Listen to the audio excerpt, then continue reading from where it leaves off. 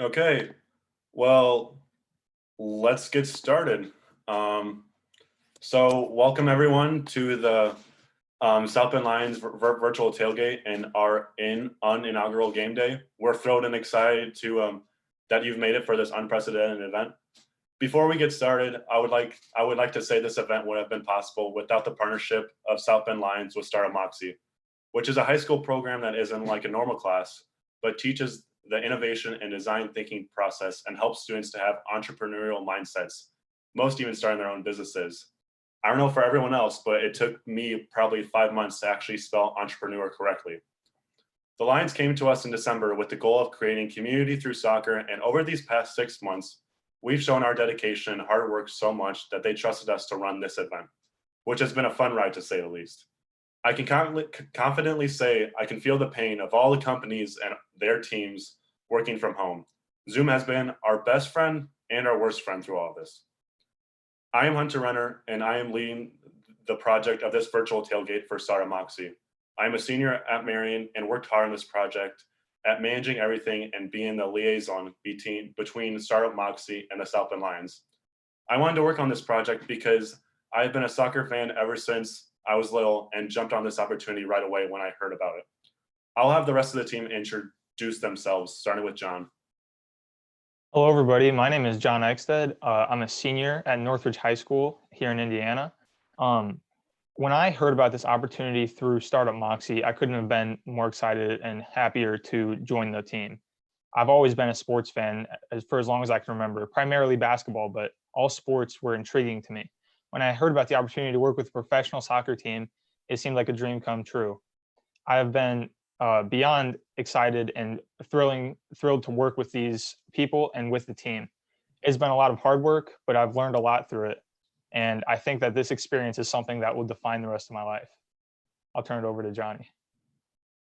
Hey everyone, I'm Johnny Wan, and I'm a senior from Marion High School, and I've been helping out the team with the t-shirt competition and the social media content that's been rolling out these past couple days.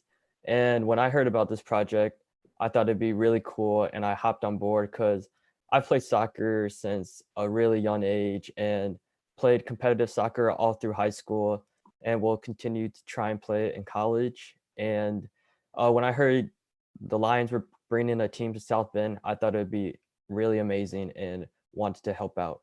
And I'll pass it on to Josie. Hi everyone, I'm Josie Lloyd. I'm a junior at St. Joe High, and through working with this team, I've been helping with setting up the river lights and such. And I wanted to be a part of this team because not only have I played soccer my whole life, like most of these kids, but also it was a way to bring me better in connection with the city that I've lived in my whole life, and also the same one that my family has been in for many years now. And so being able to work on this team helps me bring soccer not only to the community, but also a greater tie within my family. And Jacob, if you want to go. Hello, everyone. I'm Jake Harsh. I'm currently a junior at John Adams High School, and I've been playing soccer my entire life, like a lot of other people. When I heard about South Bend Lions, I thought it was great because I always like sports, and I thought another sports team in our city would be awesome. So yeah, I really worked on the marketing and trying to get the word out about this event, and I've had a great time with it. Yeah, and if you guys couldn't tell, we have one more person, but she'll introduce herself later as she is one of the hosts for the afternoon. Today we'll be focusing on the why we're gathered today with 20 teams from around the world not playing us, why the South Bend Lions picked our community for their home, why these players were selected, and the why or what motivates our South Bend Lions players, both on and off the pitch. We will have Richie Jean, I hope I got that right, the owner of the Lions, Chris Rivet, who's been acting as a consultant, Monica Scott, Chief Progress Officer, and Tiago Pinto, the Technical Director of the Lions, to explain the big picture stuff, like what made South Bend an intriguing city to have a soccer team and why they picked the players they have. And can't forget about Matt Bellina, the Chief Happiness Officer, who will also be one of the hosts during this event. We will all announce the winner of the t-shirt competition, show off some of these awesome tailgates for the event, and highlight the river lights from last night that changed the Lions colors in this event. a little bit of a schedule. Right now, we're welcoming everyone. Then after this, the front office will have a discussion. Then after a short commercial break, Tiago and all the players will have a discussion with a big announcement. And then after a little bit of a halftime, we'll split in the players into two groups, and we'll have group 1, then group 2 go. And then at 2:20, we'll announce the competition winner. And then after that, we'll wrap things up. Reminder, this is a live event, so we will be very authentic, whether that be a good thing or a bad thing for us. At some points, if we run into technical difficulties, just bear with us and we will get it sorted as soon as we can. Now, I'll hand it over to Don, Danny, Cash, and Matt, and have themselves introduce themselves before we get started. Cash, make us look good.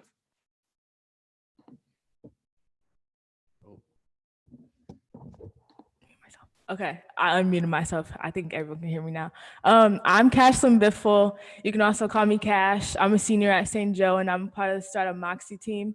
I kind of found my niche on the team with the whole being a host, because I've been a part of an internship this year that provided me with the kind of the legwork to be able to be on live and ask questions. So that's kind of where I fit in at, and I've been doing a lot of the behind the scenes things, and I'm really glad that it's all come together and that we're able to be here today. I'll hand it off to Matt. Good afternoon, I'm Matt Bellina. I'm the Chief Happiness Officer with the South Bend Lions, and I'm excited to be a host, but also be interviewed today. What brings me here is just having a good history of soccer in South Bend and being a part of the efforts of bringing South Bend Lions to South Bend. So glad you're joining us, and I will pass it on to Don and Danny. What's going on, guys? Thank you, Cash. Thank you, Matt, for that lovely introduction. My name is Don. This is Danny. We are part of Game On, a sports podcast for everyone, and the official podcast of your South Bend Lions, River and Roar. Happy to be a part of this event today. Happy to be able to talk to these awesome people and, talk to the community about it and show them what we're all about. And I'm Danny Miami, as Donnie has already stated. Super excited to be here. River and Roar is our podcast, so your official podcast for the South Bend Lions. All we pretty much do, our profession, is to have fun with the players. We pick on them, they pick on us, and we have a great time learning the in and outs of what they go through as the season progresses, preparations, etc. So join us, and happy to be a part of this. I think I'll hand it back to Cash. Thank you. I think this is all of the front office. Yeah, this is all the front office. So I'm kind of gonna let Don handle the front office, but I definitely want to reiterate that the reason why we want to talk to the front office is we want to know why South Bend. That's kind of the big overarching question today. We want to know why you brought it here, what makes this a good place for the South Bend Lions, and why you think that it can really grow and soar in this area. That's one for you, Chris. Okay, good afternoon, everybody. It's quite a poignant day for lots of different reasons, not least for myself, because pretty much bang on 12 months ago, I was on a plane at this moment in time, heading towards South Bend for the very first time. So I connected up with Tiago and we'd spoken to decide it was definitely worth putting on the shortlist and paying a visit, but I didn't know what lied in store for me. And it was very quick. And this is a classic example of what we're doing right now. The answer to that was very straightforward for me. It's good people. You can't do anything in life without good people. And we're very, very fortunate that I would say, without hesitation, every single person that we have had any level of engagement with has been very positive, very keen, even without an understanding of the sport. Just what can I do and how can I help you? So the people have been absolutely brilliant. And whenever I've been asked that question, everywhere I've been, I've always sort of said, well, why not South Bend? Why shouldn't we? Why shouldn't we come here? Why shouldn't we do something here? And for me, the big piece to that is the people.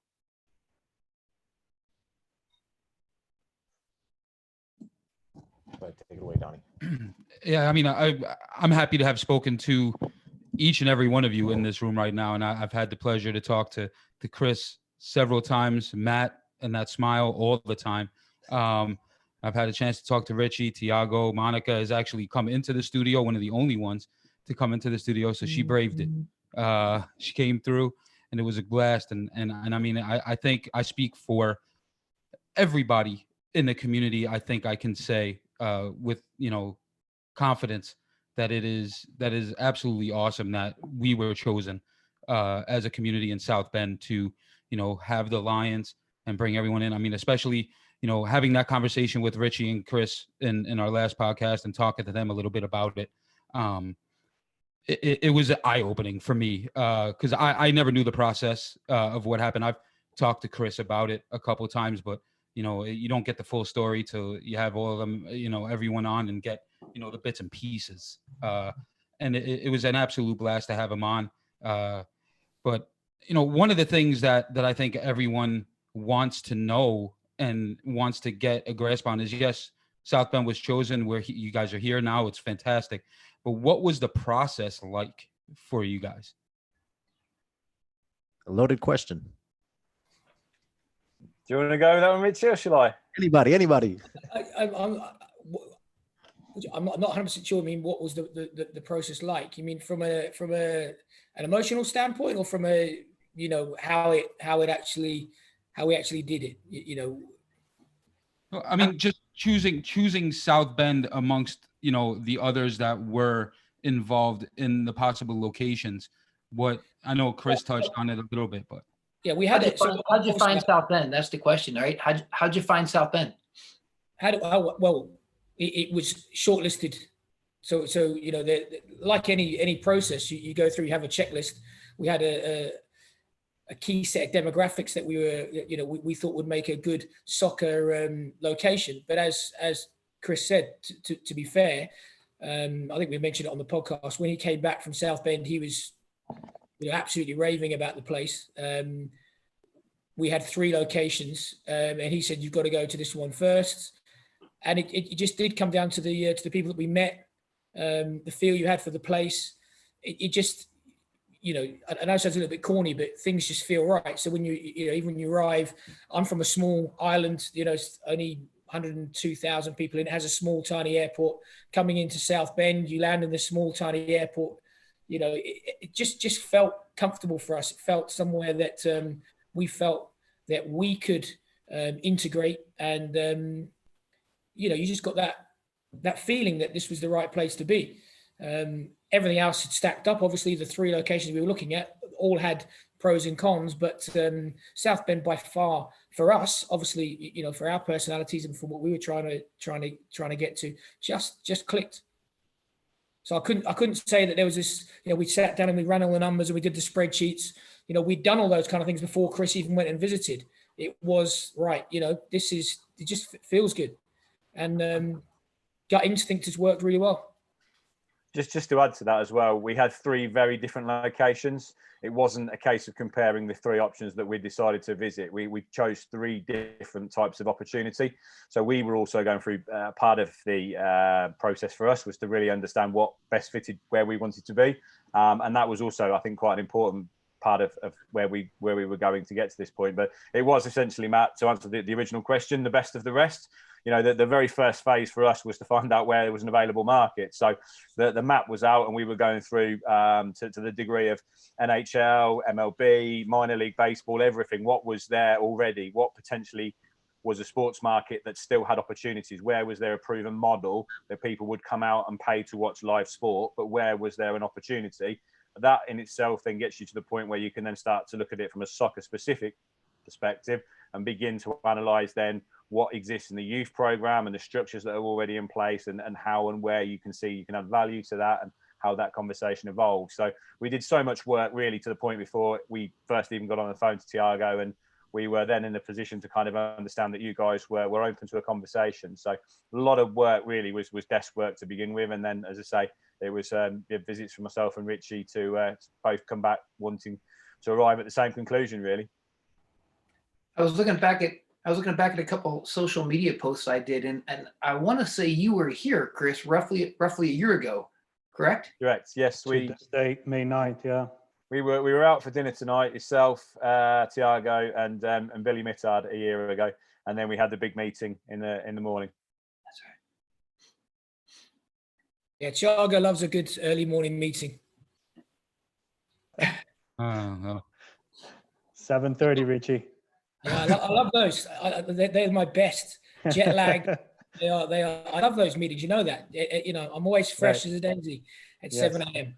No, that's the one we had. Is that the meeting we had down in the hotel? And we had the representatives from our community, and we kind of got their feedback as well. Is that correct? And then we presented the flag.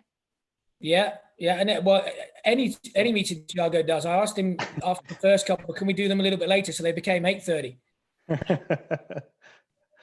We have now started looking into flights that land in South Bend at about 4:30 a.m. just so we can land and go straight into the meetings. It's just easier for me and Richie. Brilliant. that sounds Good best. for the players. That's good for the players to all know that Thiago likes to do things early in the morning. Uh-oh. He's fully committed. That's right. Be prepared for early practices. Hey, Thiago, what gets you going so early? Do you have one of these maybe? What walk us through that energy boost? Maybe I can go off. Cheers. Starbucks is sunrise. 7:30. Starbucks is sunrise. always involved at 7:30. You said sunrise. I'm the odd man out there. I've never had a warm cup of coffee ever in my life. So I've never had coffee, so I don't know. But I'll wake up in the morning. It's water for me. You're just life, right? I mean, yeah, that's what keeps me up. Or a 5-year-old kid that wakes me up at 5 a.m. Matt, I want to come to you because you have a very unique title. And that's something I think a lot of people in the community want to know about because they see Matt Bellina, he's smiling everywhere, Chief Happiness Officer. Explain to the people, explain to us and who haven't listened to the podcast you were on with us, how did that moniker come about? How did that come into frame? Yeah, I think in these meetings we had with community engagement folks, we wanted to make sure we could get people around and join the table and tell us, was South Bend the right place? Is South Bend ripe or hungry for a soccer team? And every time Thiago and I got together and I was asked to bring somebody to the meeting, or every time Chris or Richie came into South Bend, we brought people to the meeting. And I think the final thing was Richie pulled me aside one evening. Actually, Chris pulled me aside or sent me a text and said, "Hey, we want to sit down and talk to you about an opportunity." And then Richie grabbed me and said, Matt, you've done all this stuff. You've brought all these people together. And every time we leave a meeting, somebody grabs me and says, "Man, Matt just makes us happy. Everything comes out of these meetings and Matt makes us happy." So it came back to Chris, and Chris gave me a small sheet of paper. Actually, it ought to be sitting in this office somewhere, but he gave me a small sheet of paper, 3 small pieces on a pad. And the first one said CHO. I don't know what that is. I flipped to the second page. Chief Happiness Officer. I don't know what that is. The third piece was you have to make people smile and make them happy. And so it's kind of an easy thing. As long as I can keep people happy, engaged, everybody that's coming to the table, I'll say that everybody that's come to the table that we've asked, how are you feeling about South Bend Lions, or is South Bend ripe for it? Are we ready? Everybody's excited. Everybody's happy. So that's how the happiness all came about. Yeah, I think it's deeper than that. I mean, fan engagement, match day experience, fan happiness is, I think Matt's underdoing or underselling what he has to achieve. Today, unfortunately, isn't our inaugural day, but today would have been the first experience that people would have had of coming to a pro soccer game in South Bend. And it's very important for us to make sure that, they get the right fan experience, they get the right match day experience. And before the lockdown, Monica, we were running around measuring things and trying to work out where things were going to go. And so from a logistical side of things, we understand how we want a match day to go. But fans have to arrive and have a great experience from the moment they get into the parking lot until the moment they leave, and that is a huge task. And Matt's just the ideal guy to make sure that we're doing the right things, because he's engaging with the fan groups. He's understanding what they want during a match day. He's understanding, what kind of entertainment they want, even to down, what kind of food trucks we're going to bring in, all those kind of things. It's very, very important that the whole match day experience is right. And Matt is the conduit for that. So it's a massively important role for us. Thanks, Richie. I just want to play off that a little bit. You talked about Matt's position and kind of like how he came along the team, but like I know that the team aspect is really important to get things rolling. So I would like to hear from the rest of you how you became a part of the team and why you think that you fit well. Go, Monica. Oh, well, I've known Tiago for a long time from my kids playing soccer.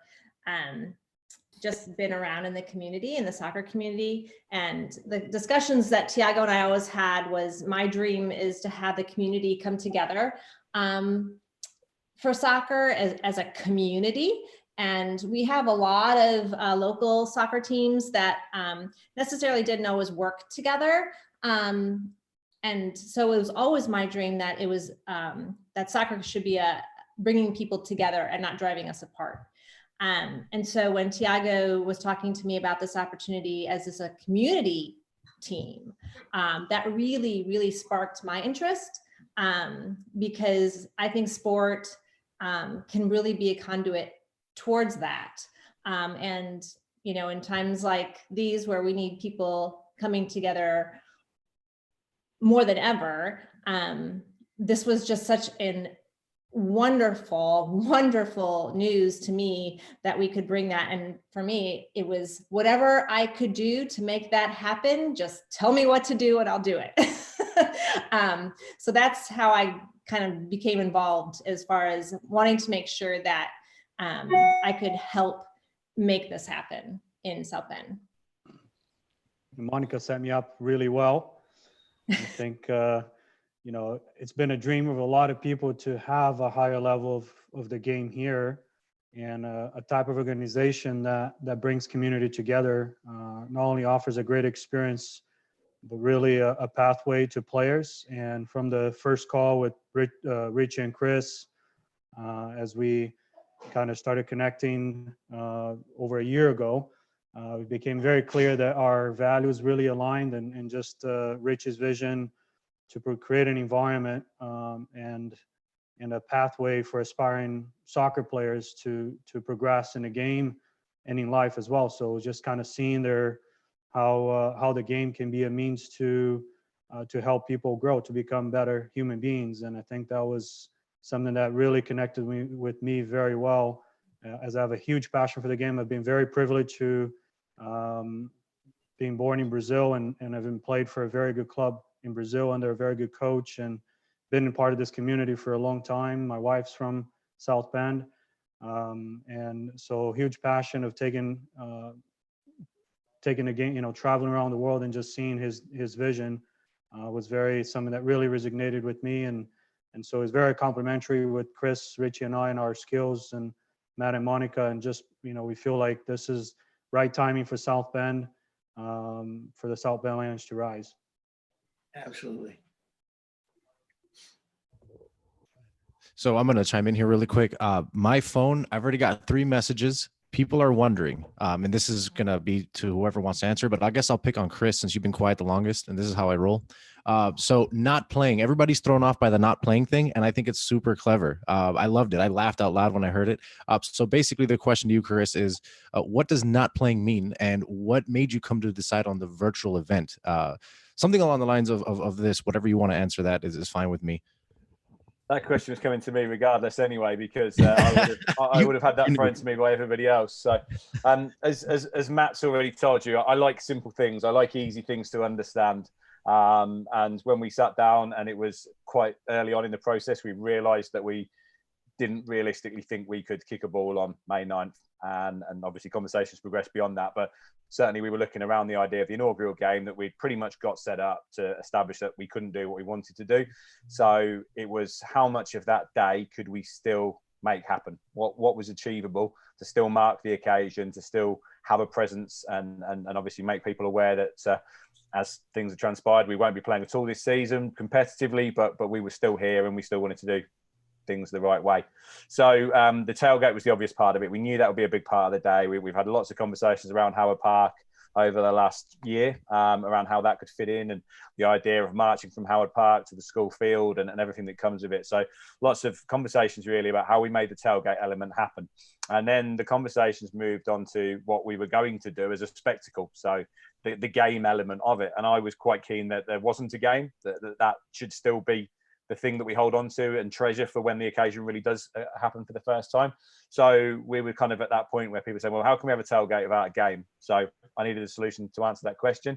And the easiest thing to do really was to take the view, if we can't play one game, we might as well not play lots of games. Here was an opportunity where we could do something really, really good, raise some funds, support the people at the moment. They're doing an amazing job on the front line of things that will eventually allow us to get to the field in a timely manner, in a safe manner. So what can we do for those? So spoke to a few people in the game, had positive feedback. Everyone bought into it. You know, we've got 20 clubs there that we have a different level of a relationship with for lots of different reasons. And these are clubs that we were able to reach out to through lots of people's networks that are involved behind the scenes in making the club happen. So we knew we could trust these guys to deliver. We knew that they weren't coming along for a PR opportunity for themselves. We knew that there was the potential of ongoing relationships, and for some of these teams, very, very realistic possibility that at some point we will actually play a game against them. And for some of the others that we can still support them and we can still have an involvement with their club. So we've tried to be quite clever in what we've done and who we've done it with, really. But certainly, yeah, I mean, we've set a high bar for ourselves in terms of we've managed to sell tickets for games that are not going to happen. So expectation levels will probably have raised for when we do kick a ball now. And I think, not just because I'm embarked on this, but as a community member, as somebody who obviously has interest in keeping the community going, I think it's a beautiful thing. And it caught a lot of attention that the proceeds were going to the COVID-19 efforts in the community. So that to me, it speaks volumes of, again, going back to Tiago, we all have our values aligned and we're always community oriented. And I think that's just amazing. So you've kind of touched all areas while still doing the proceeds. I think it's amazing. So thank you guys. I think this is great. That'll be it for me for now, unless anybody has another question.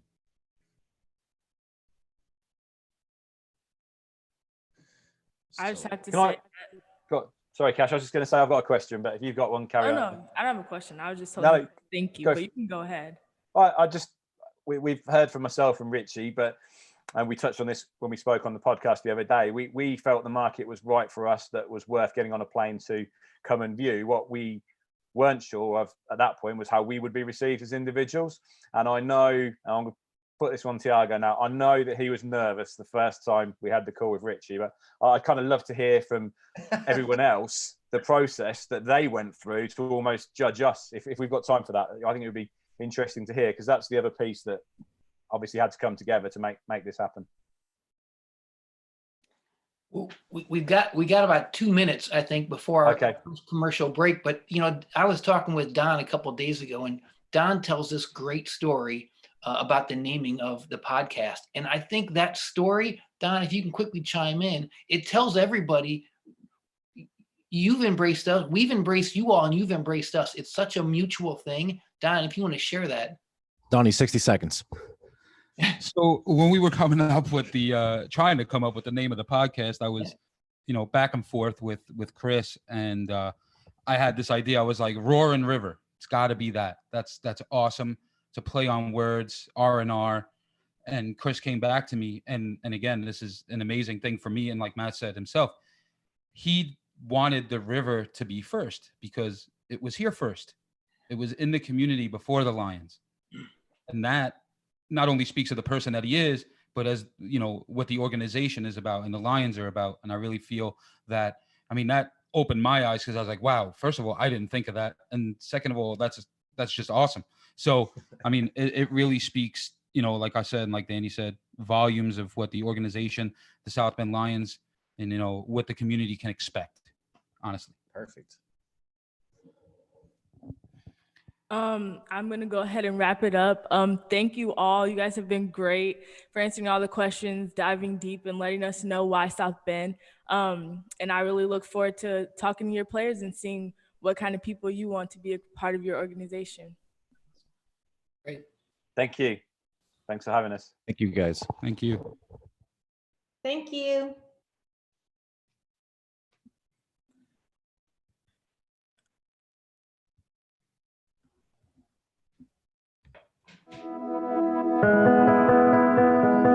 It takes one spark of inspiration to start a movement. Entrepreneurship engages the leaders of tomorrow. And our future depends on today's youth who want to be part of something bigger.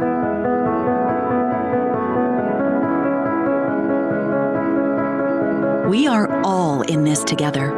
We are Rise. Our Rise. And we invite you to support ambitious trailblazers through our high school and college programs, Startup Moxie, and Applied Entrepreneurship. We tap into students' passions and potential and prepare them to launch impactful startups through immersive programming, tours, speakers, mentors, and networking opportunities. Students get to pitch to real investors, acquiring the seed funding they need to feed their dreams. These talented young thinkers are ripe to contribute to economic development and sustainable communities. So let's give back and rewrite tomorrow, today. Support the students, change the world. We are all in this together.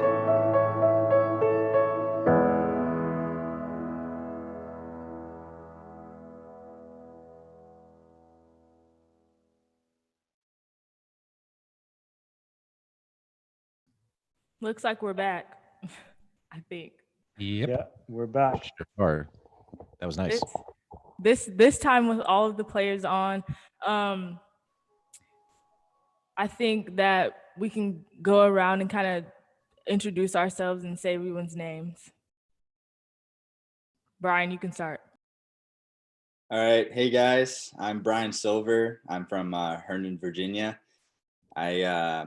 I play for Notre Dame, and I actually met Tiago at a Notre Dame youth summer camp, and I was refereeing one of the games, and he got upset with one of my calls, so that's how I met him. Guess a bad first impression. So, all right, Sammy, you can go next. Okay, we have two Sammys, so I'm just gonna. Sorry, yeah, go ahead. I'm just gonna start. Hey, what's up, guys? I'm Sammy Beek. I'm from Germany. I came 2015 to America. I played for Bethel first, and then I played for Western Michigan University.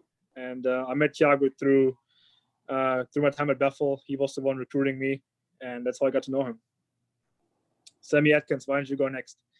All right, I'm Sammy Atkins, the other Sammy, and I'm from South Bend originally, so it's a huge honor to be a part of this, and it's a pretty awesome thing. I've known Tiago for a while. I grew up playing at his camps, and he really helped with my development as a player with the futsal academy and the things that he organized here in the area. So I'll pass it on to Richie. Hey guys, I'm Richard Ontiveros. I'm from South Bend, Indiana. I've played for St. Joseph College for first year, and then I came back to home to play with Tiago for Bethel. And I met Tiago for a while as well. A couple times I'll play against his team, his club team. So yeah, I'll pass it on to Axel. Hello guys, my name is Axel Valenzuela. I'm originally from Durango, Mexico, but I do live here in South Bend. I play for Holy Cross College. I've known Tiago. We kind of got in touch when I was in high school. He was recruiting me a little bit, and then we got back in touch around maybe around November.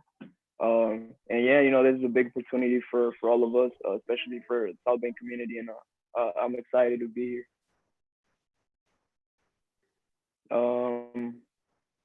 Cole goes next. Cole, yeah. Hi guys. My name's Cole Rainwater. I'm from Cherville, Indiana, which is probably an hour away from South Bend.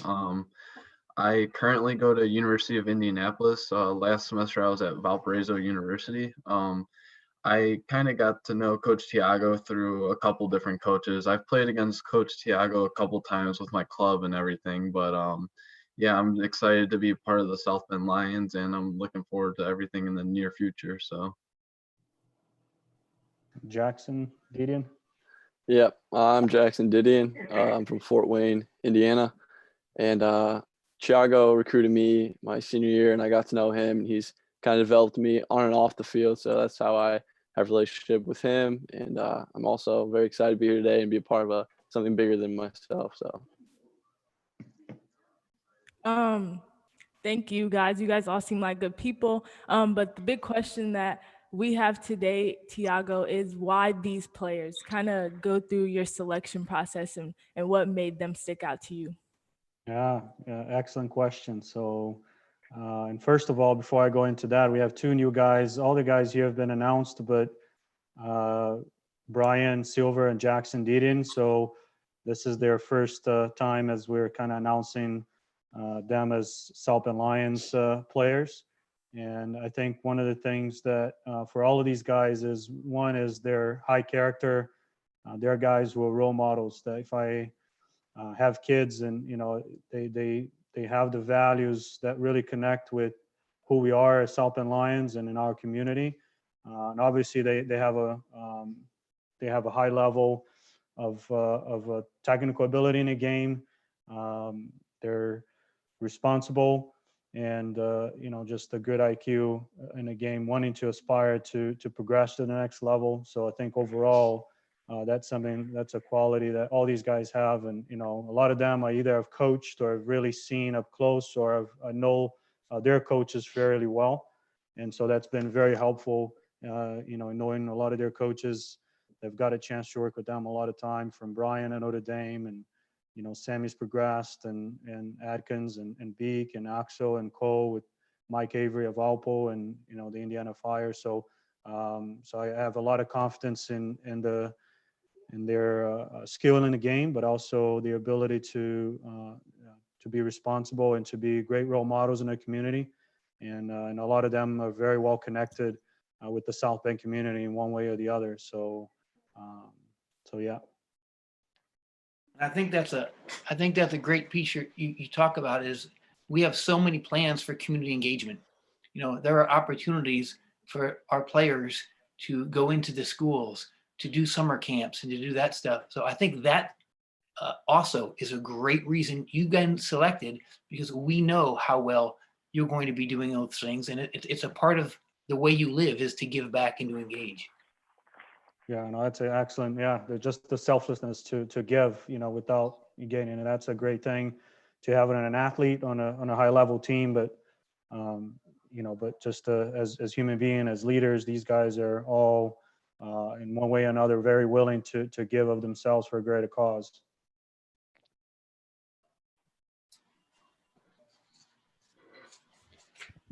Can we ask some questions to specific players? Well, yeah, first of all, the two that haven't been on our podcast, we look forward to having you on River and Roar, right? Because we do want to meet you as well, and have an opportunity to kind of get a little more, because you know, a show like this, usually the length of this show is usually what one of our average podcasts go for. Granted, maybe we do half hour, 40 minutes, but it's going to give us an insight on you. So can I get a thumbs up for the two guys that are going to be on River and Roar? Awesome. And I'm going to touch up on Tiago. That was great. Tiago, one of these days, we got to have you back on as well, because I love your spirit with the players, and we definitely look forward to more things to come. So keep it coming, guys. I wanted to ask a question to Richie and to Axel, kind of specifically, is you guys, as you know, in South Bend, especially on our west side, there's a great deal of need. There's a great deal of opportunity to connect with the younger kids and create a mentoring, or you guys being role models for them. Think back to when you were younger, growing up and playing soccer. Did you have those role models? Were they local? And how's it going to feel to be a role model to those kids? Go ahead, Axel. You can start. Well, yeah. Looking back to when I was little, definitely I really looked forward to having something like this. It was always something that I always wondered why we didn't have a professional team here, or closer to here, other than in the 11. I really Notre Dame is here for us. That was a really big thing for me, like that I would look forward to, looking at their going to watch their games and things like that. But I know that our youth, especially here on the West Side, there's a lot of local talent. And with the South Bend Lions team coming and being something new for our community, I think that's something very big for them to look forward to, and for them to work hard, especially in school, keeping their grades up and stuff, because that's most important before anything else. And I think it gives everybody an equal opportunity. It just depends on who wants to take it or not. I appreciate that. Richie, do you have I mean, yeah, Go I ahead. agree with Axel. I mean, looking back to it, I didn't really have a role model. I mean, it was a little challenging for myself, as in, have to work hard for myself in order for me to help the younger kids to know like there's hope out there for them as well. I mean, I knew a couple of friends of mine, they enjoyed playing soccer, and next thing you know, they just, stopped loving the sport. And I just kept going and helping younger players, like to keep believing.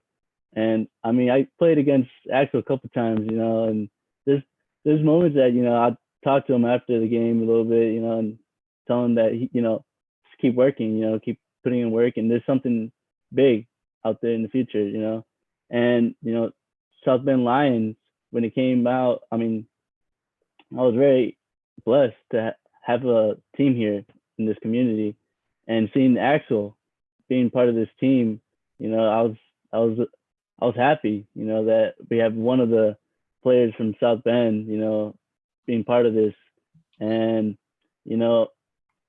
now that we have, many young players that are really great at the sport, that's just giving them more hope of, okay, you know what, it's time for us to, put a name in ourselves, and letting everyone know that we can all be together, and there's hope.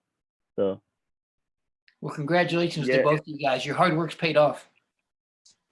Yeah, Thank you. I definitely agree with Richie on what he said about because I know when I was growing up, there was a lot of talent. I grew up with a couple friends, there was that I personally knew, that were really good, but eventually, as we grew up, they kind of distanced themselves away from like soccer. They got into different things.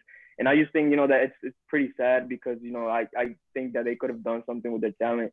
And well, I want to use this opportunity to show our youth that, anything is possible with hard work and dedication. And even when something goes wrong, another door is going to open. It just depends on believing in yourself and your work ethic. Yeah, I agree with that. And that kind of wants me, I want to ask Sammy Beek a question. Sammy, so you stated, you came over from Germany, you played, college ball. Now you're playing pro ball here in South Bend. But what was it like coming over and adjusting to, the American style of soccer, or, how that operates, here in the States, as opposed to, playing growing up in Germany, which I'm sure is a completely different ballgame all in itself. But how did that transition change you as a player and, as a person as well? Well, it's funny because college soccer is different to football in different ways. I mean, you have all the subs, the time run from 90 to 0, there's overtime, all that stuff. So that was crazy. I remember my first overtime, I didn't know what's going on. Like, why are we still playing, and why is the game over now? That was kind of funny. But I mean, overall, it's just very different. I mean, if you go here to a restaurant, you see all the screens, and it's always like football, basketball, baseball. And in Germany, I mean, it's only soccer. That's all there is, pretty much. So that was a little bit different. I mean, I love how Americans are so sports driven, how they love sports. I think in Germany it's less than that. It's either soccer or nothing, kind of that deal. But I mean, obviously you had to develop and just to adapt to other things. I mean, players here like Richie and Axel grew up differently than I grew up with. I grew up with players who play now in the Bundesliga, Champions League, national team, and it's not here. It's just a different way of growing up. But I think it's really cool to see like how we all came together now and play at the same level. And just, you know, I think it's very valuable to learn from other people and learn from other cultures and all that stuff to become better players as well. And I mean, I learned a lot, and I developed the most as a player since I came to America, for sure. Great answer. Go ahead, take it over. Yeah, I mean, it's got to be different, and it's a lot of, I mean, being overseas and then coming here, also coming into college, and then, you know, playing with playing for Tiago, him coaching you. So that's got to be, you know, pretty awesome now, and a culmination of everything of where you've been to now play, you know, your pro soccer in America with Tiago as your coach.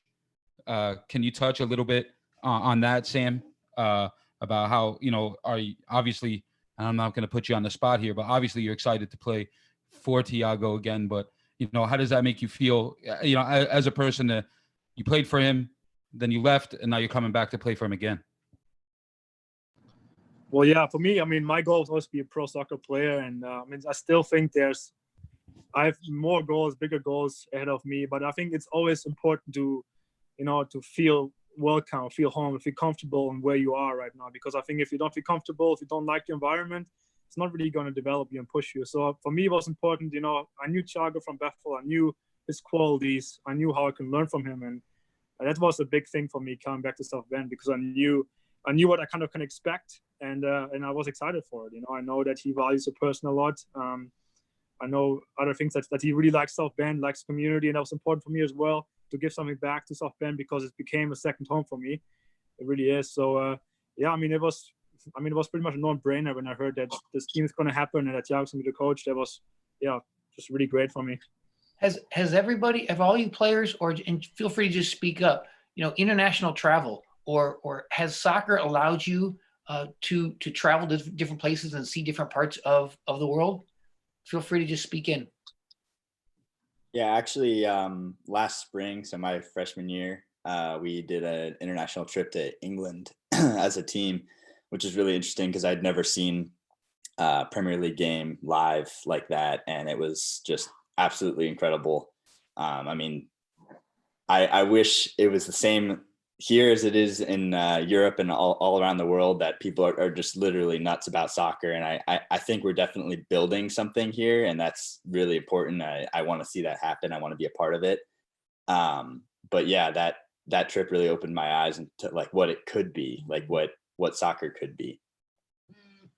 Jackson, maybe you can speak a little bit. Richie was on a trip as well, was in Indonesia, Singapore, and just 2 summers ago. Yeah, Thiago, we actually had the opportunity to go with Thiago and a few players to Singapore, but our main goal was Indonesia, and to play some pretty high quality teams and just scrimmage and have some time with some local clubs. And that was amazing. And I think just having soccer as that opportunity to go and reach other cultures and other people that don't even speak the same language is just phenomenal. And so, yeah, that's kind of my experience. And like, it was a blessing to just see it from a different place in my life. So, yeah. Hey, the first 45 minutes, right? The first half of this, I think, is just about to go off. Is that correct? Yeah, we're supposed to start wrapping it up. Thanks, guys. All of you guys will be back on, and we'll get to know you a lot more. But thanks for just giving us the basis, and Thiago telling us why you chose these players. So we're not subbing them out for the second half. They all got to come back for the second half. No subs. No subs. Halftime. All right, guys, halftime. Go get some water in locker room. I think Josie's on here now. Josie, introduce yourself. Sure. So hi, I'm Josie. I'm back, and let's get ready for halftime. So the first thing that we want to share with you is a presentation of the South Bend River Lights that changed to the Lions colors, blue and gold, last night in honor of this event. And so let me just share my screen and we'll be able to take a look at some of the pictures. So everyone can see, hopefully.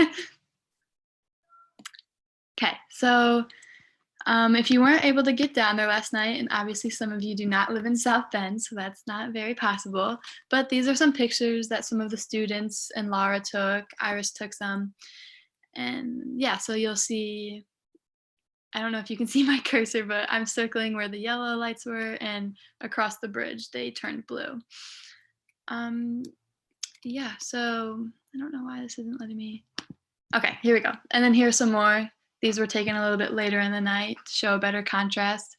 But yeah, so we are very thankful for being able to work with the city of South Bend and allowing us to change the lights. And then let me stop sharing and I'll pull up another presentation on the tailgates that are going on right now. Okay. Okay, and to keep in mind that these are definitely not all the tailgates that are going on. These are just a few samples of some, and we encourage everyone to keep tailgating no matter what happens for the rest of the event. So you'll see here we have some entries from South Bend, some at the River Lights, Matt Bates from England celebrating with his South Bend Lions scarf. And here's Chris Rivet back in England with his family, and Iris is celebrating with her own family. So yeah, we really appreciate everyone who has been tailgating, and we encourage you guys to keep it up, and thank you for showing your support.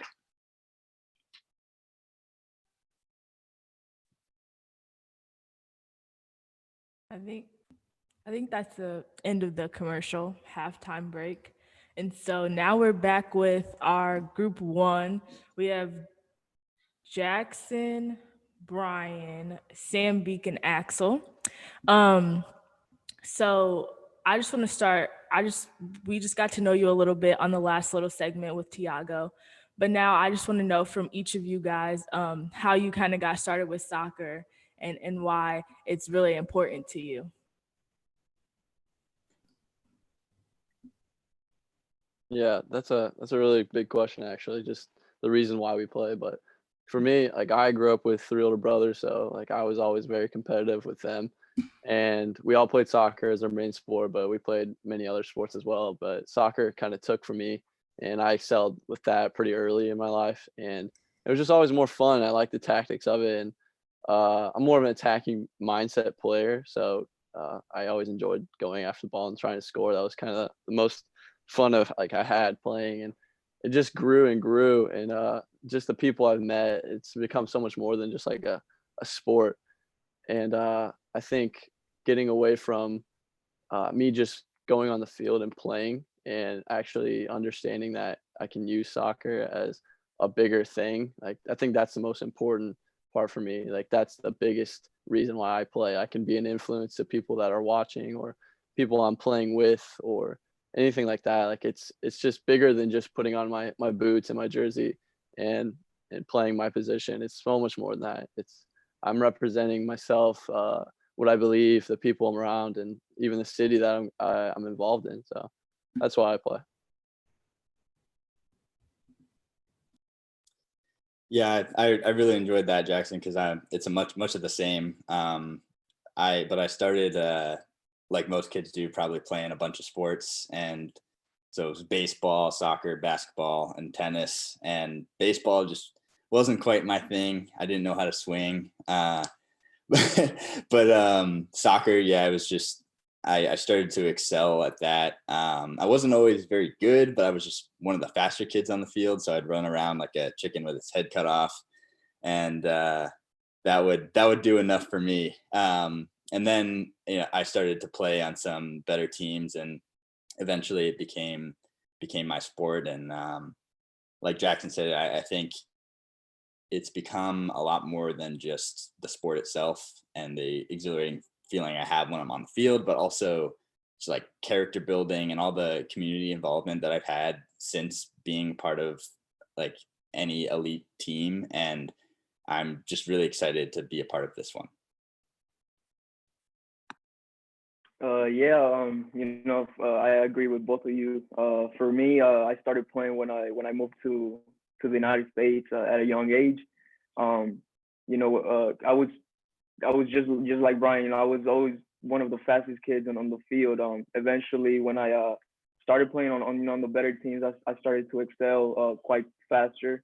And it's been a really big part of my life, from how it made me as a person, from the friendships, the relationships that I built, all the people that I've met from all over the world. It's something that I just grew love for from a very young age, and it's become a very really big part of my life. I started playing pretty much since I can walk. My first gift was a soccer ball, and I always played. I have an older brother and a younger brother, and I always wanted to be better than my older brother because we're so close in age. So that helped me to be very competitive early on. And then I often played with his team as well, just because it was easier for my parents, which really helped me as well to play. And then, I went to better teams and realized, hey, I can really make something out of soccer. And that was, for me, a cool thing to see.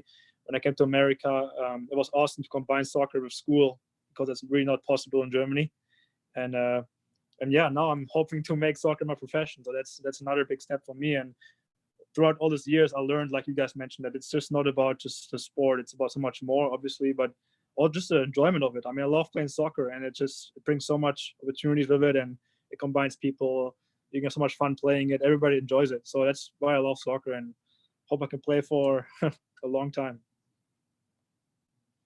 Sammy, when you talk about connecting soccer and in college or playing on, certainly there have to be challenges as you go through, and this is to all of you, as you go through high school and you're playing soccer, and then this discussion of, are you going to go to college, or what are you going to do? Can you start to talk about, Jackson, maybe you can start, some of the challenges you went through, or how'd you go overcome those challenges to get where you're at right now with soccer? Yeah. I think the transition from high school to soccer, like club soccer, to college soccer, for me was I had a lot more to go. Like I could get so much better.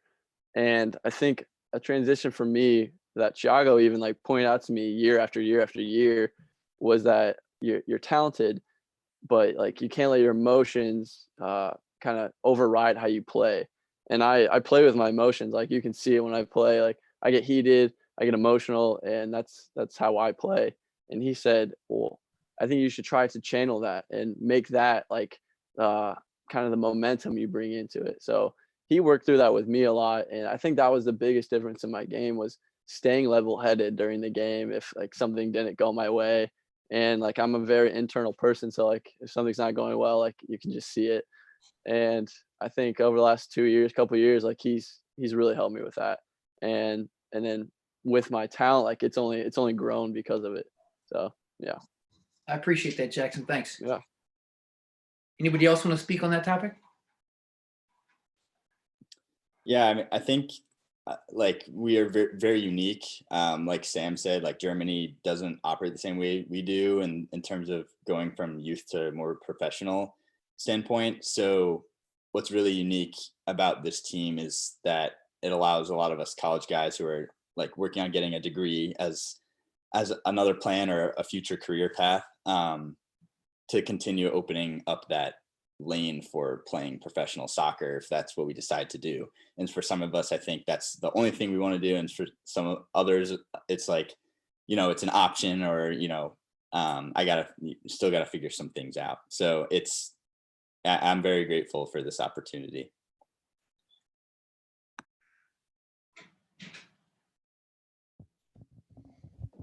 What do you got, Donnie or Danny? Come on, you're being quiet over there. Yeah, no, I was going to ask, now that I had Brian speaking, this is a little more of a, can I ask more soccer oriented questions, like on the field questions? Are those allowed at this time? Are they good?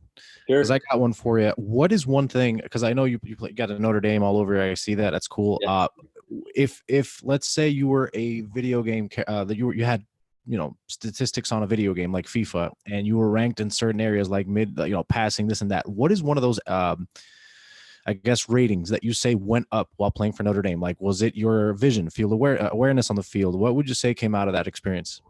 Yeah, I mean, the two big words you said were vision and awareness. I think since I've been at Notre Dame, I think since any of us have been at school playing at a higher level, my speed of play is definitely increased. I don't know if there's a statistic for that in FIFA. I actually don't play much FIFA, surprisingly. FIFA is awesome. Be specific. What is speed of play to somebody who doesn't know the technical verbiage? I would say, most simply put, like knowing what your next move is gonna be when you receive the ball, and that brings awareness and vision into it. Knowing where your next pass might be, knowing where the defenders are around you.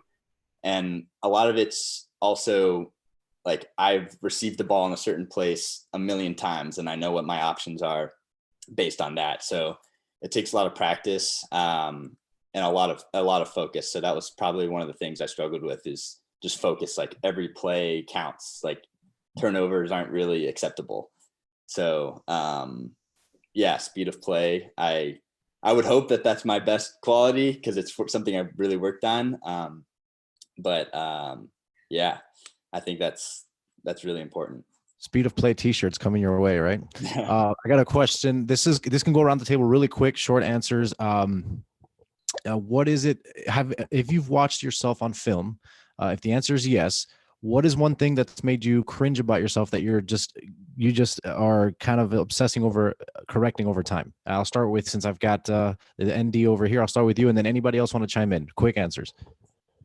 Actually, recently in the spring season, I sat one-on-one with my coach for film we played Northwestern, and so I played right back, and something I cringed about is on film you can very starkly see how out of position you might be at certain times, and the coach didn't need to say anything the whole time. I was just oh, I just got a message, go Cats, from Hunter.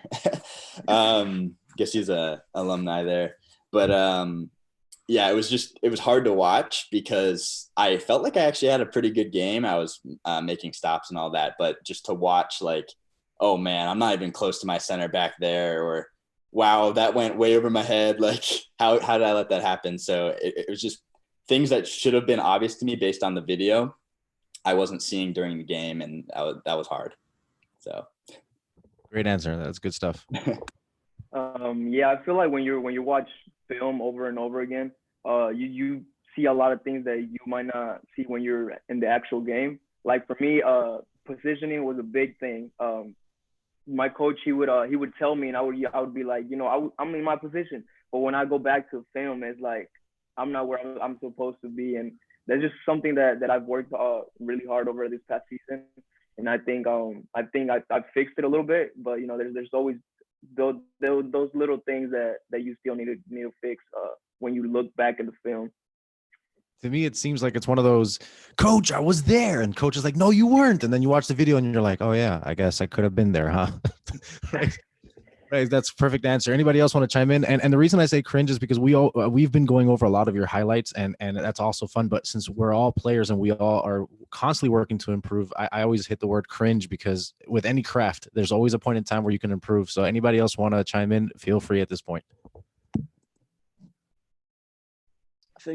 I think for me, what I notice is some things that really bother me about my plays. I'll get the ball and I'll watch on film and I'll be like, oh, I did well there. And I'll watch it back and I'll be like, wow, why did I give the ball away that easy? Or why did I not just hold it and like let the game develop? Instead, like I just coughed it away, and like I had so much space either to take it or play around a little bit. And that's something I noticed that really bothers me, is when I kind of go too fast in my game and I can't just like slow down. So yeah. It's that passion. We love it. We love it. Yeah. Anyone else got it? When you're watching video, are you watching video? So Brian, you talked about you're watching with coach. Have you ever watched video of yourself playing with your buddies? And what are some of what's that like when you're watching it with friends? Okay. It's very different. When you watch with friends, you're just laughing at all the stupid stuff each other are doing. Like we have this we had this like end of year program for our team just to like celebrate the seniors moving off and all that. And the coach made a highlight tape, and he was trying to show like some of the hustle plays, like blocking crosses and stuff. And there were just a couple like guys getting hit in the wrong areas. And it was just like absolutely hilarious because you're picking out all the things that go wrong and just laughing at each other. It's a lot less serious when you're with your friends. It's more of just like making fun of each other. So the not top 10 list, pretty much. The not top 10. Yeah, we always make fun of somebody if he gets macked during the game, or if he tries to slide tackle and totally misses the guy or the ball. Like, we always watch the game and just make fun of each other a little bit. So I think it's part of it. It's part of it. To have fun with it. That's why I love watching the video of the game afterwards. Yeah, all in good fun. We got about 4 minutes left. And so the last question that I want to ask you guys is, I know that Sam, you were talking about how your brother kind of motivated you. But who motivated you guys? Who is your support system, and who did you kind of go to when things weren't going well, or who really kept you going when things got tough? For me, it was definitely my dad. I mean, he drove me everywhere for soccer. So like we all had a lot of time in the car after games to just debrief and to just let emotions kind of cool off and just talk about it. That was really helpful for me. He never played in a high level, because he couldn't, because of different circumstances. But like he always loved the game. He knows a lot, so he always helped me with the basics. Like, hey, why were you so mad about this one, or why did you do this? Like he always criticized me, but he had a good balance of criticizing, also then praising me and saying stuff like, hey, you did really well there. So I think he did a good job in just doing both, and that really helped me to just let my emotions run out, and just learn from my games and my experiences. I forgot to mention it earlier, and I think it's a pretty important piece, but I have a twin brother. We don't look at anything alike, but nonetheless we're twins, and he was always on my teams, and he was a goalkeeper. So he was a big part of me, because like I was more of an attacking player, and I would shoot on him, bring him out to the backyard, and I'd sky balls over like 20 shots in a row over the bar, and then he'd leave because I'm not giving him any training. But we were always there for each other. And it was never like if one of us were down, it was just like, okay, the other one's there. We always have somebody. So that was really a good thing for me to have. I personally didn't have any siblings or anybody that I could play with here at home or backyard or anything. But definitely my grandma, she was a big inspiration for me. And just where I come from, it's just something that would motivate me to keep pushing. I would get to a certain place and want to give up and then be like, there's still a lot more that I can do. So I think I just use that as motivation, to just keep training and keep trying to better myself. Yeah, I think for me, I also grew up with my three older brothers, and they weren't always the best help. I'd always, maybe after games, like, yeah, I suck. And like, yeah, you do suck. And like, yeah, get better. So they weren't always the biggest help for me, but I always remember my teammates helping me out, my coaches. But one person specifically is my mom, and like, she doesn't know anything about soccer. She just goes to watch. And I remember she'd always just like sit there and just listen, like about what I thought I didn't do well or what I did well. And she didn't even make any comments. It was just more of like, yeah, I hear you. And there's always gonna be another game. So yeah.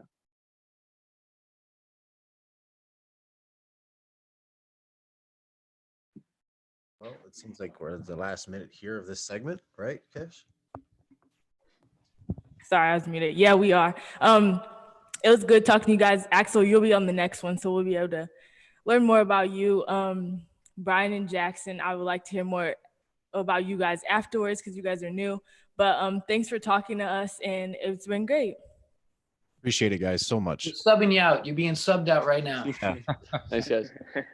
We needed the meters to show the numbers that are switching out. That's what we missed. All right, so yeah, I'm back.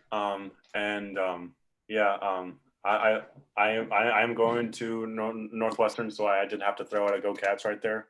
But yeah, so I'm just here to talk about more about what we do as Startup Moxie, because we do obviously do more than this. But we have an Experience Rise 2.0 event, which is going to be a virtual expo and showcase, and it's on May 14th from 6 to 8 p.m. Our entrepreneurs and innovators are excited to meet you in their live virtual booths, where they will showcase their startups and innovation projects. You will have the opportunity to interact directly with each startup and hear 9 pitches, 3 from each of our programs, high school and college programs: Startup Moxie Elkhart County, Rise Startup Moxie, and Applied Entrepreneurship. And you can register at the link here. I think that's it. I'll have to mention keep the photos and pictures of the tailgates coming in videos. We would really love to see those keep going. And I will go back. Okay, I think we're back again with discussion group with the players in group 2. We have Richie, Cole, Sam Atkins, and Axel again. Axel, you already answered this question, but to Richie, Cole, and Sam, I just kind of want to know how you guys got started with soccer and why it's important to you.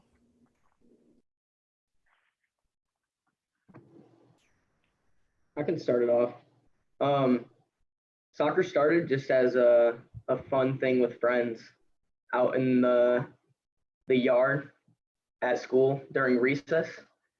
I never played in, sorry, I lost my train of thought, but it all started at school on the recess yard. What age did you start realizing you liked it? Playing organized soccer or just? Yeah, like when you were on the field and you realized this is kind of cool, man. Like this is fun, but I have something going on here. Where did you say that aha moment was? I would say about 6th grade. Okay, that's cool.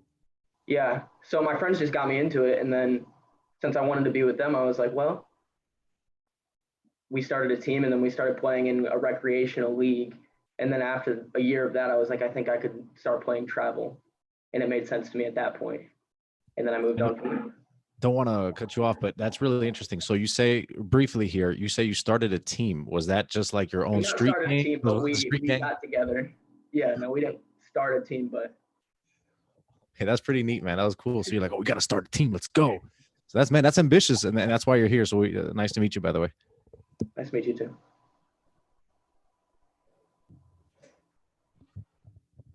I can pass it on to. Cash, Cole. Ask that question to Richie. So let's see. I started playing when I was 4, and basically, my parents gave me a soccer ball at the age of 3. So they had a picture of me, holding a soccer ball outside of my front yard, and just, usually what 3-year-olds would do. No pressure there at all. Yeah. Pressure.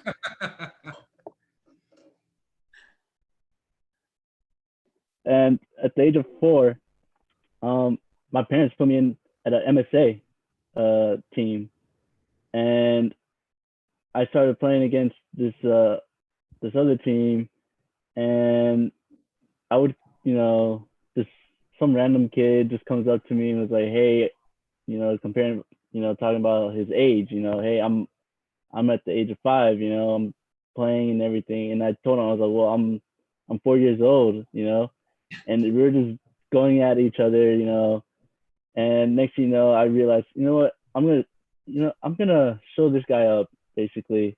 I'm gonna score my first goal ever. And next thing you know, I scored my first goal that day. And talking about this story with my parents, my mom told me, she's like, hey, when you were telling me about this, you were like arguing with the coach's son, right, from the other team. And I was like, oh, I didn't know that. So ever since then, I just fell in love with the sport and just became very competitive with it. Yeah, once Richie was allowed to argue with coach's son, he just fell in love with the sport. Look at that. Pretty much. Go get him, Richie.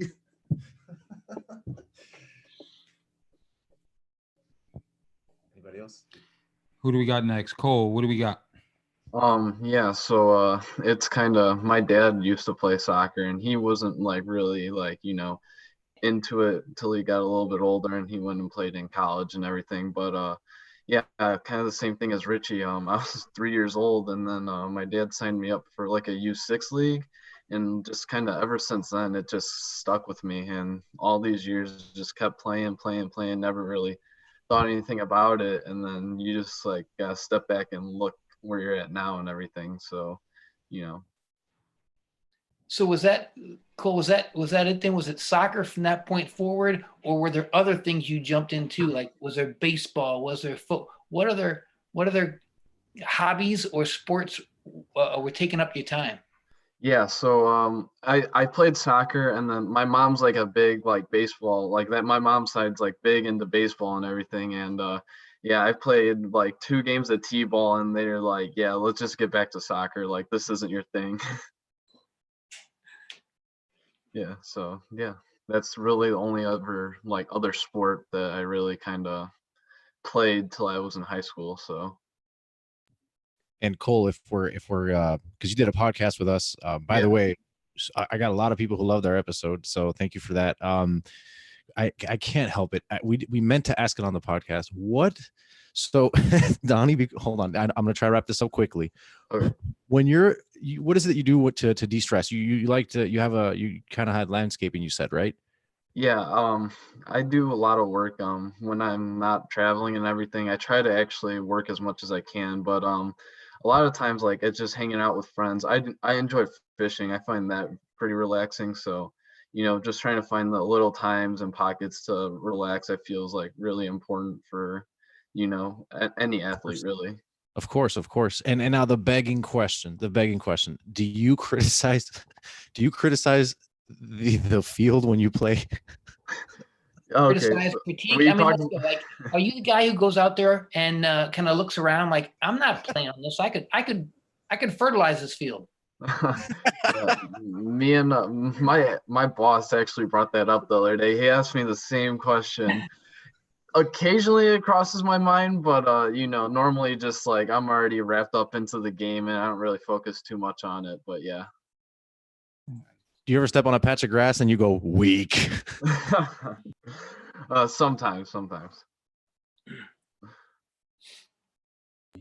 So this question is pretty much going to be for everyone, and it's one of those ones that I wanted to ask in the last segment with the other guys, but I'll ask you guys. You guys are lucky enough to answer it. So everyone here obviously has played soccer, played a sport in their lifetime. What is your guys' biggest fears on the soccer field? Like, what do you guys, fear the most being out on the soccer field? And you guys can go in order. I'll start with Cole because your face is large on my screen right now, so I'm going to pick on you. But, what happens on the field that you fear? I mean, everyone has their fears, and it doesn't mean like you're scared, but like, what goes on through your head during a game that scares you? Hey, before you answer that though, let's just be honest. None of the teams that we'll be playing against in the future will be listening to what you're saying. Fear. I mean, like you don't really try to think about that too much while you're playing, but I guess my really only fear would be letting my teammates down for something that I did. Like we're all out there together and like trying to all do our own part, and I think by like doing something to let your team down, like I think that would probably be my biggest fear. Axel, what do you got for me? Team-wise, I agree with Cole. I think I fear a lot of doing something that will cost the team the game. But personally, like individually, I think like breaking a bone or something along that, getting a really bad hit or something like that. I think that's always been one of my biggest fears, just because I've seen it like in like on TV it happen, and that's just something I'm really scared of. I've only had one big injury my senior year, and this past season I had a ankle injury that kept me away from like 2 games maybe. It wasn't that big, but I think breaking a bone or having a big injury like that again, it's definitely scary for me.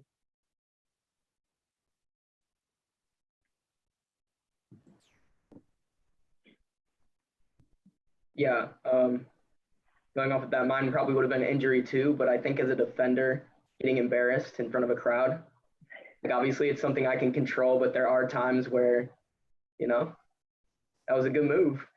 It puts it through my leg. I don't want that to happen. So. You got to blame it. You got to blame it on the turf, though, right? Yeah. That weak patch of grass, I didn't get my footing correctly, so. So you take that shot or you get beat. What's the reaction? How do you guys react when that thing happens? When you tank the shot or when the attacker gets by you?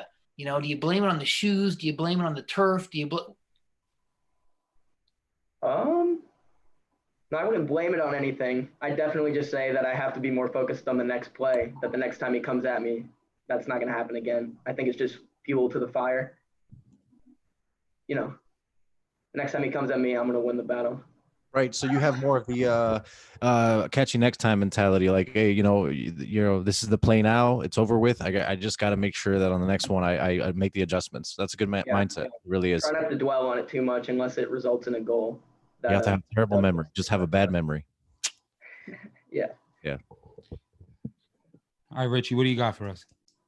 My biggest fear is just pulling a hamstring. I mean, that happened to me last year, and oh man, that was the worst ever. Absolutely. But yeah, I mean, that's basically it. I mean, just injuries. And banking off what Danny said, and I know we have to wrap this segment up here soon. It really shows character in a player when they could come back from adversity. If something happens, like Sammy said, he gets beat or, he gives the ball away or whatever. That shows the type of player that you are by coming back from that adversity and learning from your mistakes. I think that's what people tend to look at is, you failed, but did you learn from it? And I think that's a huge thing in sports and anything for that matter. So, I mean, that's a testament to you guys and how you guys, think of, what you guys can do. So I think that's awesome. Cash, what else you got for us? So do I have time for another question or should I wrap it up? I think we're barely there. I think we're like at the edge. One more. You can ask one more question. Sure. That would be, let's see, am I not muted? Good. All right. So COVID-19, no haircuts. What's up, you guys? What's with the hat? What's with the hat, Richie? What's with the, come on, who's taking care of the hair here? You got. Oh man, Oh, there it is. Hey, it's beautiful, man. Beautiful. Just beautiful. Yeah. I mean, I can't handle this anymore. I mean, freshman year of college, I grew it out, and I mean, it was just a struggle for me. I mean, with longer hair, I should just, once the barbershops are open, I'm just gonna shave it all off. Oh, you go back to a fade? Yeah. No, man. I'm gonna vote no. Sorry. You got to style that, and that's your look. I'm saying it right now. Sorry. Cole, I'm not. Cole, what do you got going there? What does that look, Cole? Is that the Cole look? Yeah, just a little bit of bedhead. Yeah, no girls around, so it's like, why not? Just who cares? I think we're all at the desperate point where I'm so desperate I let my wife shave my head. So, what are you gonna do? Meanwhile, Axel's fresh. I think it's time to wrap it up. It was good talking to you guys. Axel, we got 2 times with you and really being able to figure out who you guys are. And I think that you guys have really good character, and I see why Tiago chose you to be on his team. Now Josie's going to come on. She's been working a lot on the behind the scenes stuff and the t-shirt competition. I think she's going to come on and explain the winners or something like that. So yeah, I'm going to hand it over to Josie. Thank you, Cash. So yeah, like Cash said, right now we're going to announce the winners of the t-shirt competition. So let me share my screen again, and we'll go through a couple entries and then announce the winner. So we got a lot of nice submissions for sure. And so thank you to anyone who did submit. We appreciate all of your hard work because they all look very nice. You'll see here we have one from Kyle Gisser and another one from Miguel Batista.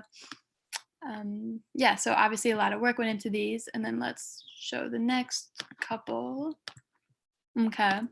One from our Ethan DeWolf, another one from Garrett Brubaker, and then if everyone's ready, the winner of the t-shirt competition is Maria Tomlinson.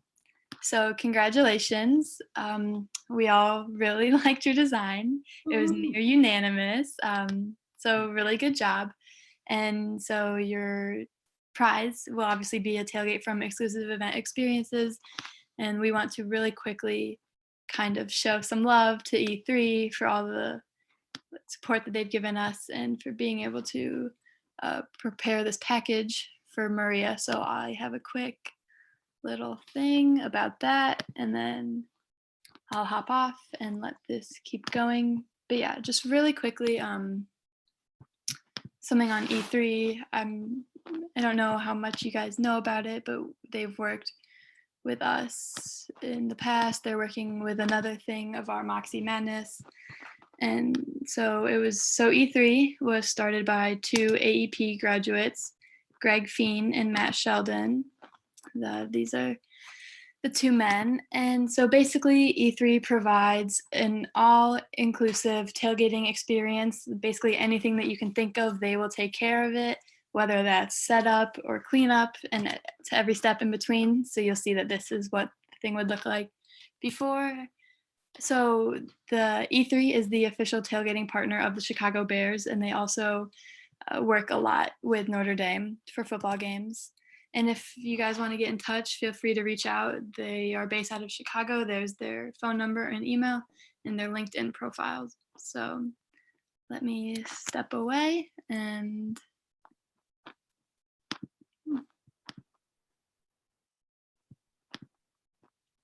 stop share. Okay. Yeah, thank you.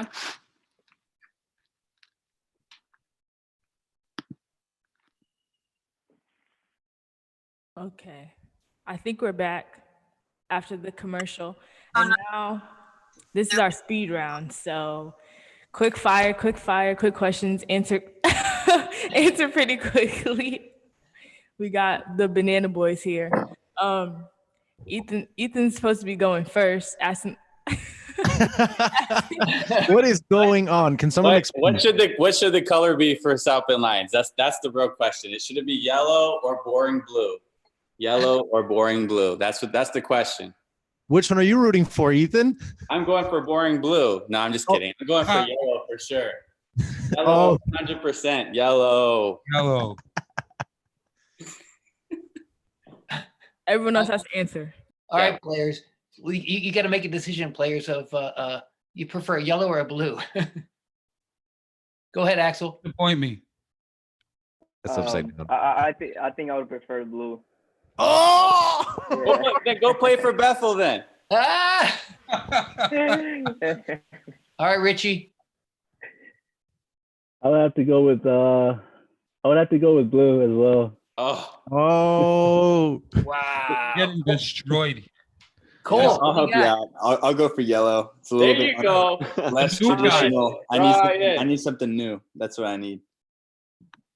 Hey, somebody tell Ethan he's upside down. I'm trying. There we go. Yeah, so does anybody know? It's a mystery. Apparently, that's an announcement at 5:09. Oh, really? So this is unknown territory yet, and the players don't know either. Oh, this is so interesting. Now I need to know the banana suit commitment. I gotta know. Yes. Look. It needs to be yellow. It needs to be yellow. Are we allowed to talk about team sponsorship being Dole or Chiquita, or maybe we shouldn't have that conversation either? No, because no one knows the company. No stickers on this Did you banana. see the shirt design? That was pretty clever, right, Matt? This banana isn't endorsed. Okay, I'll meet you in the middle. Home colors yellow, away colors blue when we play yellow teams. Yeah. Okay. Come on, man. You know what it is? That Axel's like, you know what? With this fresh cut, blue's the way to go, man. Blue's the way to go. As long as we have Axel, I'm gonna put Axel in the hot spot. It's a speed round. So you ready, Axel? All right. So Yeah. you got coach yelling at you. Who's yelling at you? Is it your Holy Cross coach Omar Gallo, or is it your Southland Lions coach Thiago Pinto? Which would be worse? Definitely Gallo. Definitely, yeah. You got a story behind that? Freshman year, it's just gonna be a fast story. Freshman year, we were playing Indiana Tech. It was probably the worst game I've ever played. Halftime, he's going off on the whole team, and then he goes off on me personally, and it's like I didn't know what to do. I didn't know what to expect. It was the first time he's ever did that, and after that, it was like every game I was scared to mess up, but I want to be in that spot again. Cool. All right, Next I got a speed round question. You got it. I got a speed round question, and I'm just gonna go random here. So it's gonna be to Jackson. You ready, Jackson? I need you to answer this as quickly as possible. I want the first thing you think of. Just say it, okay? You're on the field. One of two bad things are gonna happen to you. You're gonna have a wardrobe malfunction. Think of the worst, or you scored an own goal. Quick, which one would you prefer? Oh, wardrobe malfunction. Absolutely. That's what I'm talking about. Commitment. Never anything but a goal. Gotcha, man. We love it. Yeah. We love it. Brian, Next speed question. Eddie Street. Five Guys or Chipotle? Chipotle. Easy. Chipotle. It helps you play better, right? I mean, Five Guys is great, but it slows you down, right, guys? That's for sure. All right, Cole. Speed round question. All right. Since you're closer, Chicago style pizza or regular style? Like New York style. Huh? Chicago style. Oh man, killing me. Yeah, well, there you go, man. I was hoping you'd go my way. It's okay. Okay, let's we're gonna get one. Brian, have we picked on you yet? Well, for Chipotle and sponsored by right. Chipotle. That's right. Okay, whoever wants to answer this, anybody step up. I'm gonna ask one really quick one. Anybody? Just ask it. All right, so let's go back. Messi or Ronaldo? The all-time question. Messi or Ronaldo? Messi. Oh. Man, okay. Well, I guess the age-old question is pretty straightforward. All right, got it. I know Axel has something to say about that. Nope. No. All right, Adidas or Nike? For soccer, not styling. I see, but for Nike, baby. Nike. Oh, let's go. Under Armour. Come on, man. Hey, it's speedrun. I guess he's allowed to flop on that if he wants. Danny, it's got to be whatever they give him. Exactly. Yeah, I know, but I'm also allowing the players to be flexible. I got one also. Okay. I know none of you here play goalie, right? That's a fair assessment to make. But let's pretend you were. Real quick, what would you rather have happen in the game? It's an overtime, and you either A, score the golden goal, or B, you blocked the game-winning penalty in a shootout. Block the penalty in the shootout. All right, there we go. That defensive mindset. For me would be scoring the golden goal. Yeah, 100%. Yeah, score the goal. Never happens. Yeah, it's a good question though. I thought it was interesting. I thought of it right now on the fly. I really did, because I look at you guys and I'm like, you know what? I was hoping to be some controversial stuff, but most of you say golden goal. All right, cool. Good to know. Any other speed questions? Speed round. Let's go. Let's bring it. Anybody? Okay, favorite sports movie. Most motivating sports movie. Ooh. Remember the Titans. I feel one Rudy coming. Nah. Yeah, Rudy. we got Remember the Titans. Okay. You guys know the movie Goal with Santiago Muñez? Santiago. Oh boy. I like Invincible with Mark Wahlberg. Is that the name of it? The one he plays football? I think so. Nah. That's my speed run answer. The only one I'll give. Wait, what's the one with the hockey players and Miracle? Yeah, that. That's my movie. Our favorite pre-game meal. Call it out. Go Let's hear it, Sammy. Spaghetti and meatballs. There you go. So what's your favorite what's your favorite sauce, man? You go Prego, what do you go? The like red sauce margarita. Yeah. Any brand? Oh, Here we go with the by, brand. Sponsored by whatever's good, man. Whatever's good.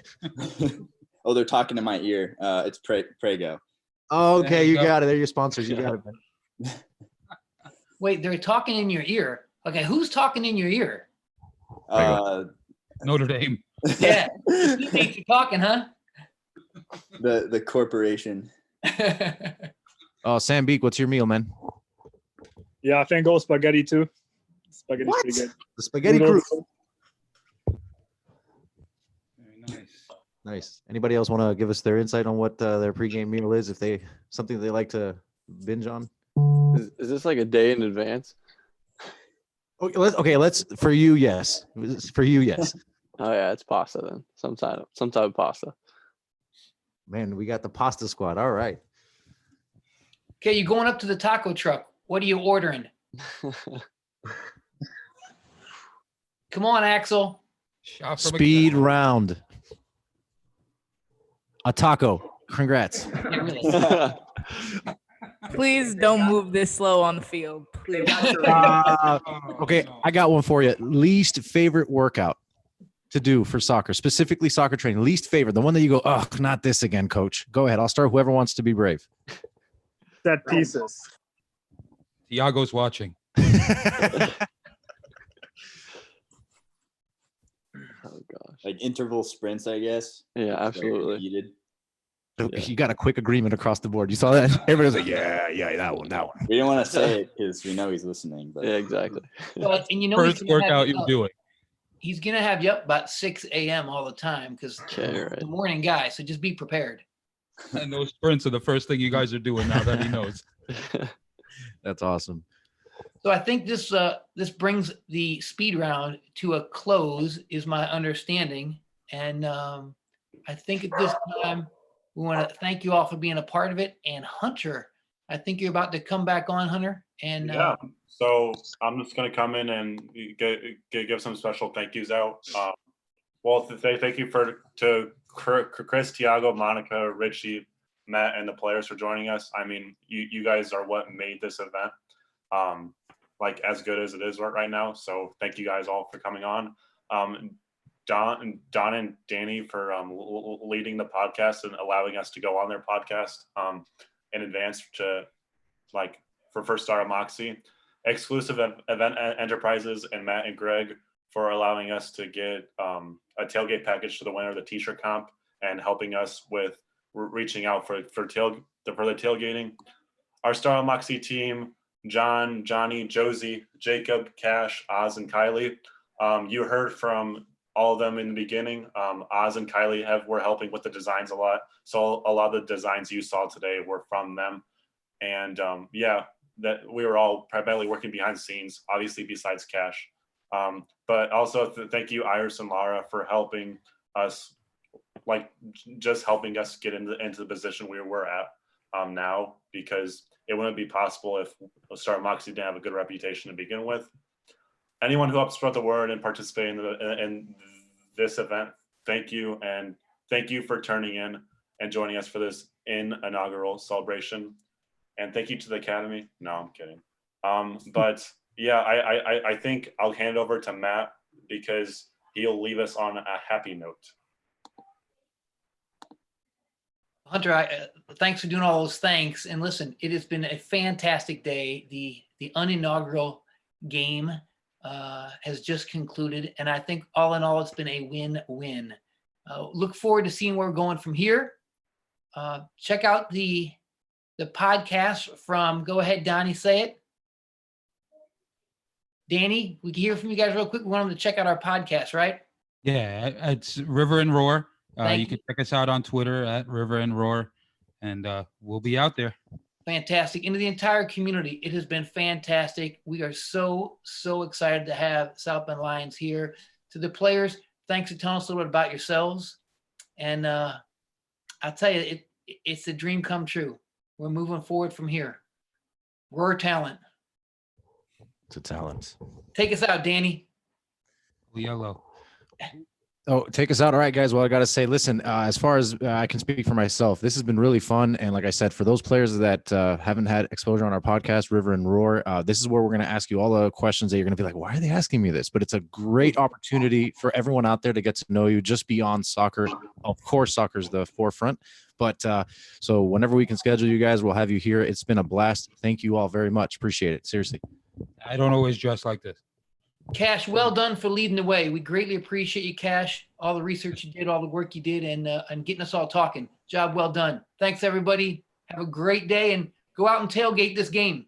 Yes, sir. Go Lions. Go Lions. Lions. Go Lions and go Cats.